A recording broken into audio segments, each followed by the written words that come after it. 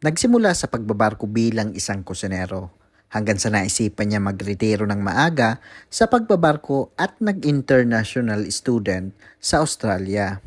Ngayon, isa na siyang head chef at permanent resident ng Australia. Panoorin ang aking panayam kay Chef Christian. Gaano ka na katagal dito sa Australia? I'm living here for 6 years already, since 2018 until now. Mm. So, ano na ngayon yung status mo dito? So, from student visa, year 2018 to 2020, ngayon, isa na akong permanent resident dito sa Australia. Wow, sana all. Hindi, mangyayari din yan. Oo, alam ko darating tayo dyan. Oo naman, lahat. So, paano ka nagsimula ng process mo para makapunta ka dito sa Australia at magkano sa tingin mo yung nagastos mo? So, nag-start ako nag-process. Year 2018, nakita ko sa social media yung mga international student dito sa Australia. So, pumunta agad ako sa isang agency, and then nag-start ako ng process as a student visa. And then, yung ginastos ko, I think, less than maybe 500,000. Nung time na nag-apply ka ng student visa, meron bang show money or IELTS? Nung time ko, 2018, walang show money, and then wala ding IELTS. Kasi ngayon meron na, di ba? Oo, mahirap na ngayon.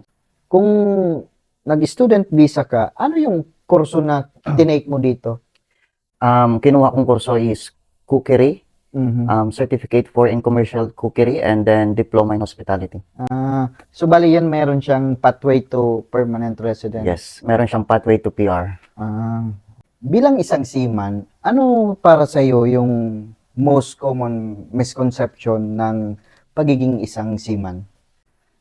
Siguro sa akin, sa experience ko, for me, ang common misconception ng pagiging isang seaman ay yung inisip ko na nung nagbarko ako, akala ko masarap na yung buhay.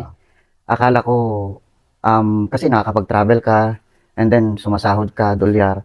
Akala ko, nagtatapos na doon, parang, masarap na yung buhay ko. Pero hindi pala, mahirap talaga yung pagbabarko. Lalo pag maalon. Oo.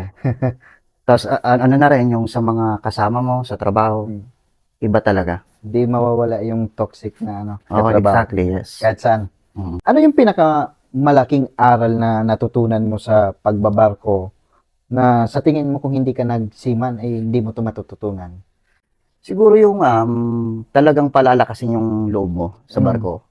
Kasi lalo na sa atin, nagkukusina, sa kusina tayo nagtatrabaho. Marami kang makakatrabaho talagang kahit kapwa mo Pilipino, talagang minsan ida-down ka pa or ano pang gagawin sa'yo. Pero talagang lalakas ang loob mo. Kumbaga, pinatatag ka ng pagiging isang seaman o pagtrabaho sa barko, no? Yes, nung pumunta ako dito sa Australia, mas madali na lang sa akin lahat. So, bakit mo naisipan na magretiro ng maaga sa pagbabarko?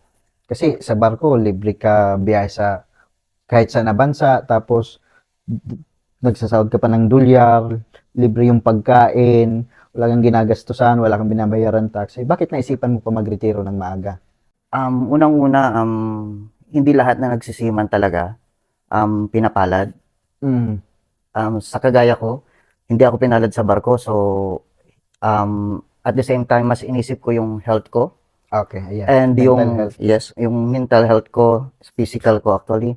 And then, mas, hindi kasi siya for me hindi siya secured masyado. Kasi once na magkasakit ka, wala na. Hindi ka na makabalik Oo. barko. Unlike dito sa lupa, like dito sa Australia, mas secured yung life mo at secured yung life ng family mo. Pwede mong dalhin yung family mo or sa healthcare naman, sa mga benefits dito sa Australia. Bakit sa barko di mo pwedeng dalhin yung family mo? Ay, hindi. Hindi. Siguro for travel, Magbabayad ka pa rin. magbabayad ka pa rin. Pero, unlike dito sa Australia, once na makuha mo yung residency mo, madadala mo yung family mo. Gusto ko lang malaman, anong klaseng barko yung nasampahan mo? Kung passenger or cargo? Passenger siya. Passenger. Masaya no? Masaya yung mga passenger, pero yung mga crew, mukhang hindi.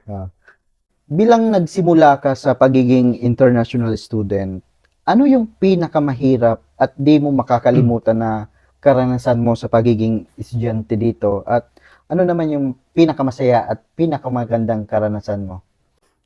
Siguro yung hindi ko makakalimutang mahirap na karanasan bilang isang international student dito sa Australia, yung pinagsasabay yung pag-aaral at pagtatrabaho.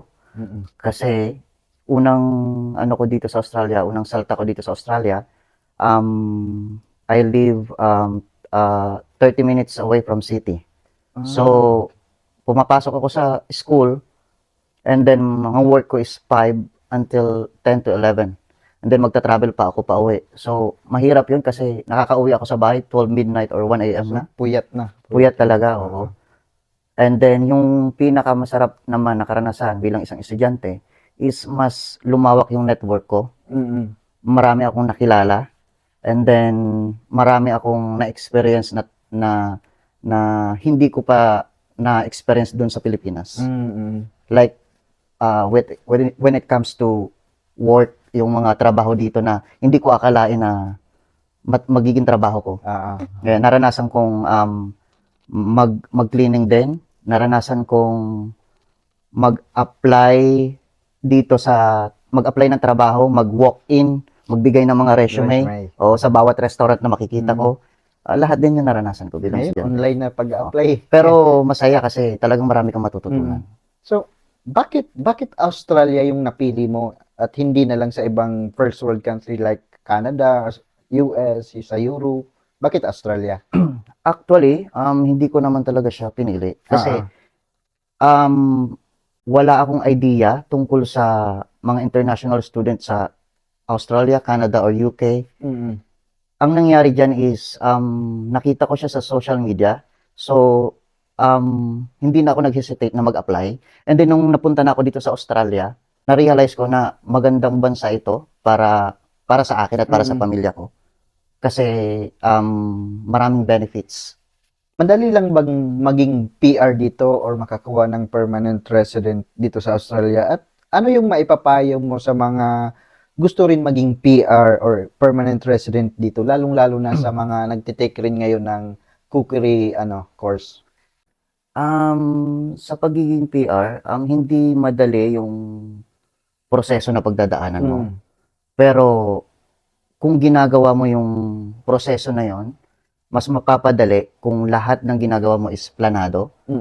And then maipapayo ko lang sa mga cookery student na nangangarap din maging PR, tuloy nyo lang yung ginagawa nyo. At the same time, iset aside nyo muna yung mga gusto nyong gawin personally sa buhay mo, like ano tawag dito, Gala. yung mga galang ganyan. Set aside nyo muna yan, focus kayo sa goal. Ano yung pinakauna mong trabaho nung dumating ka dito sa Australia at ano naman trabaho mo ngayon bilang PR ka na dito? Unang trabaho ko dito, sa kusina na talaga ako nagtrabaho. So, marami akong pinagtrabaho ng kusina. Nagtrabaho ako sa fish and chips.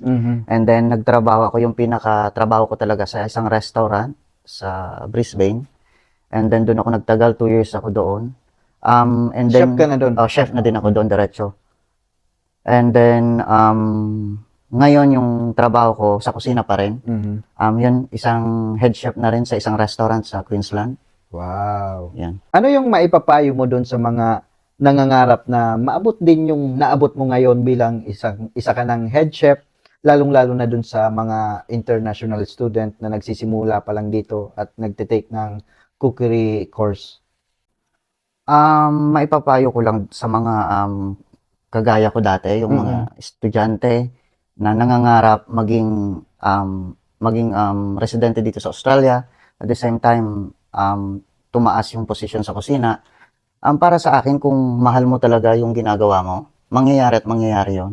Lahat ng kasi ako ang ginagawa ko para sa akin talagang lahat ng bagay may proseso. Tama. So, pinag-aaralan ko lahat ng bagay, pinaprocess ko lahat ng bagay, at may goal talaga ako. Kumbaga magtiwala ka lang sa proseso. Yeah. Trust the process. Trust the process. Wag yung tawag dito, wag kayong mag-jump kasi talagang lahat ng bagay may process. Masasabi mo bang masarap magtrabaho sa kusina at bakit? Masasabi ko kasi unang-una mahal ko yung trabaho ko. Masarap magtrabaho sa kusina. Mm. Masarap na mahirap. Tama. Masarap kasi marami kang makikilala, marami kang makakatrabaho, and then the more na ini-enjoy mo yung trabaho mo, the more na mas mapapadali yung trabaho mo. At makaka-encounter ka rin sa kusina ng iba't ibang klaseng pag-uugali ng isang tao. Yun yung mahirap, Oo, mahirap. Kasi talagang hindi mo alam kung sino mga kasama mo, tama. hindi mo talaga sila kilala. Yun yung mahirap para sa akin. Pero all in all, masarap magtrabaho sa kusina. Ano naman yung pinaka-challenge sa pagdating sa trabaho mo bilang head chef? At sa tingin mo, anong advantage ng position mo ngayon na head chef? Siguro yung pinaka-challenge para sa akin yung math. Yan. Yung math talaga kasi Mm. unang-una yung Sa costing. sa costing, Ah, yung sa ordering na rin. Ordering madali lang. Sa costing para sa akin yung pinaka-challenge ko kasi nung nasa Pilipinas ako talagang ayaw ko ng math eh. ah, ah. And then yung advantage naman bilang isang head chef, mas hawak ko yung oras ko, Mm-mm. mas magaan yung life ko sa kusina kasi unang-una nagma-manage ka ng mga staff mo lang and then walang ibang ano sa'yo, parang sisita sa'yo Mm-mm. kasi hawak mo yung oras mo. Yun lang. Ilang taon ka na dito sa Australia at kumusta naman ang pamumuhay mo? Yun nga, nasabi ko kanina, 6 years na ako dito sa Australia from 2018 to 2024. Sa pamumuhay ko dito sa Australia, masasabi kong masarap at maganda yung buhay ko dito sa Australia. So parang sinasabi mo na rin na worth it yung pagretiro mo ng maaga sa pagbabarko. At worth it yung pagiging international student mo noon dito. For me, sobrang worth it talaga. Mm. Yung maagang pag-alis ko sa barko at pag-move ko dito sa Australia, sobrang worth it. Ano yung maipapayo mo sa mga kabaro natin na nagnanais na rin na magretiro sa pagbabarko at magsimula ng panibagong pakikipagsapalaran sa land base, either kung magnegosyo sila or katulad sa atin na mag-abroad din sa land base? May papayo ko sa mga kagaya nating nagbabarko ngayon at may planong lisanin ang pagbabarko at mag-land base na lang or mag-business. May Mhm. papayo ko sa kanila, habang maaga pa, gawin nyo na. Kasi yung pagbabarko talaga hindi siya Permanente. permanent, yung lifetime ba na, kasi once na magkasakit ka, wala na Mhm. lahat. Unang-una kasi sa kagaya natin, talagang yung health lagi, bago ka sumampa ng barko, check talaga lagi Mm. yung health mo. Pero dito sa land base, talagang kung masipag ka lang, ginagawa mo lang ng maayos yung mga gusto mong gawin, talagang magtatagumpay ka. At the same time, kasama mo pa yung pamilya mo. Mm. Kumbaga, time is gold. Napakaikli lang ng buhay. Alam mo yan. Yun na lang ang aking mga katanungan, Chef. Maraming salamat sa Sobrang salamat pagpapauntra din. sa akin ng interview na to. Para sa kaalaman nyo, lumipad pa siya dito sa Sydney. Galing siyang Rockhampton, sa Queensland, di ba? Queensland, yes. Oo. Akalain mo yun. Dinayo pa tayo dito sa Sydney. So, dahil dyan, cheers muna tayo ng itong masarap na wine. Okay, thank you. Thank you ulit. Sarap nito. Sa mga nagnanais pala na pumunta dito, kaya naman meron kayong katanungan, na yung mga nandito na nagtitake ng cookery course, pwede nyong tanungin si Chef kung ano man ang gusto nyong itanong sa kanya, related naman sa nyo sa course. So, yung pagiging PR, kung paano yung process. Ito yung niya, yung Facebook. I-message nyo na lang siya. Pero, pwede ka bang utangan? Depende yan. Depende. Depende. So, muli, ako ang inyong lingkod, Kusinerong Mayor, na nagsasabing, kung may sipag at tiyaga ka, siguradong may linaga. Paalam! Kusinerong Mayor, ang kasama nyo sa biyaheng masaya. Sumama kayo, sumama ka sa biyahe.